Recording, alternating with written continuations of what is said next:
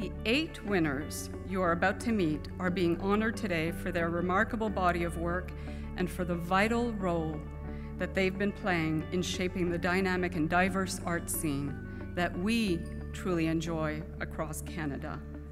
Et maintenant, place aux gagnants des Prix du Gouverneur général en arts visuels et en arts médiatiques de 2014.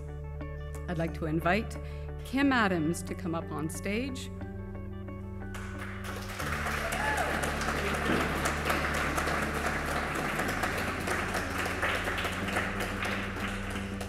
The Sadie Bronfman Award winner for Excellence in Fine Crafts, Mesdames et Messieurs, Sandra Brownlee.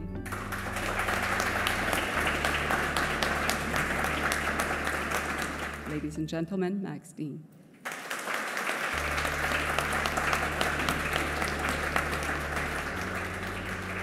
Mesdames et Messieurs, Raymond Gervais.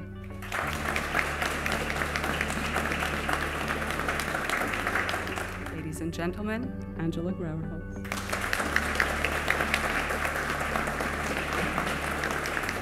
Ladies and gentlemen, Jay Saloon.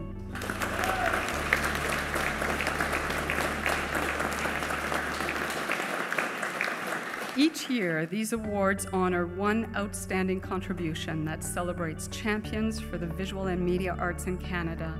The award goes to Bryden Smith, former curator at the National Gallery of Canada and the Art Gallery of Ontario. Ladies and gentlemen, Bryden Smith.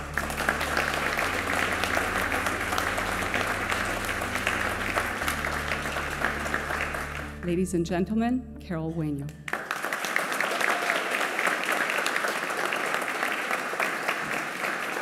Congratulations to all of you. Of course, this is the highest honor available to artists in our country, but that doesn't mean you can relax now. Just the opposite. It means the spotlights are beamed directly on each of you. The exhibition is now officially open. Allons voir les splendeurs de ces grands Canadiens. Merci.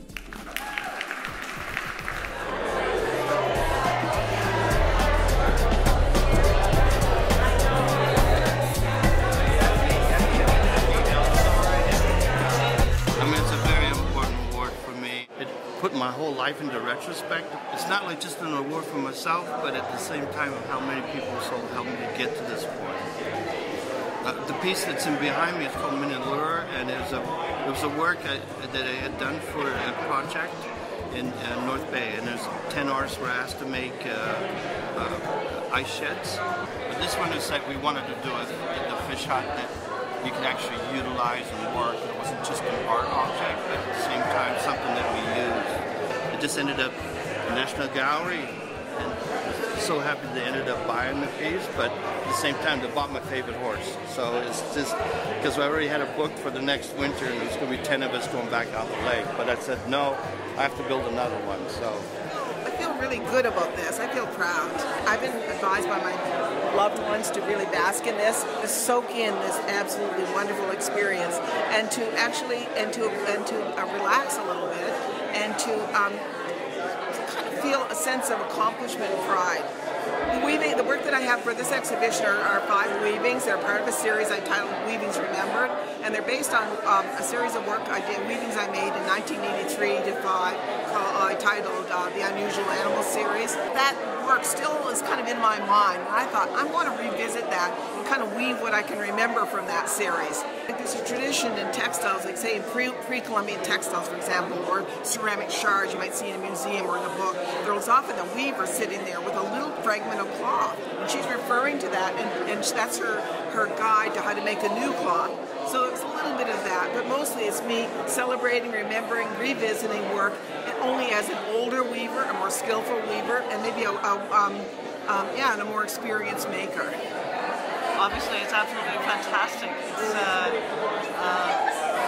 It's thrilling, but the most important part for me was to meet my fellow laureates. But of course, I'm terrifically happy. I could possibly win something like this and be acknowledged like this. The photograph behind me is part of a series that I did thinking that I should look at how I explore portraiture nowadays after what has been over 30 years. But I'm interested in that kind of gesture that expresses something one can't really know. And that's always a bit what I like to think and talk about. Things we don't know, but we are looking at nevertheless. Bien entendu, c'est un grand plaisir de gagner ce prix. Et bien sûr, c'est un privilège d'avoir un prix quand même, parce qu'on connaît tous les artistes, d'autres artistes vraiment importants qui font un travail dans la durée comme nous depuis très longtemps et qui mériteraient aussi un prix. So this piece that I'm showing here is from 2012.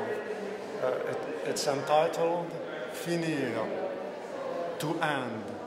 And it's an installation that puts together Beckett and Debussy. The last Beckett, there are excerpts from his last text. It's entitled Soubresaut, Searing Stills. Claude Debussy, at the end of his life, wanted to write 3 last sonatas, and he gave us the instrumentation, but he actually never composed the music because he died. So we have this very unusual instrumentation, oboe, horn, harpsichord, and the work that I'm showing puts face to face the very last Beckett and the very last Debussy. So what we're actually seeing behind me is me. So this is from a series called Objects Waiting from 2011. It's where I take things around me from my studio, from my home, and where I start to interact with them. And the criteria for a good photograph, i.e. one that would make it into this room, was that I had to be prepared to give the object away.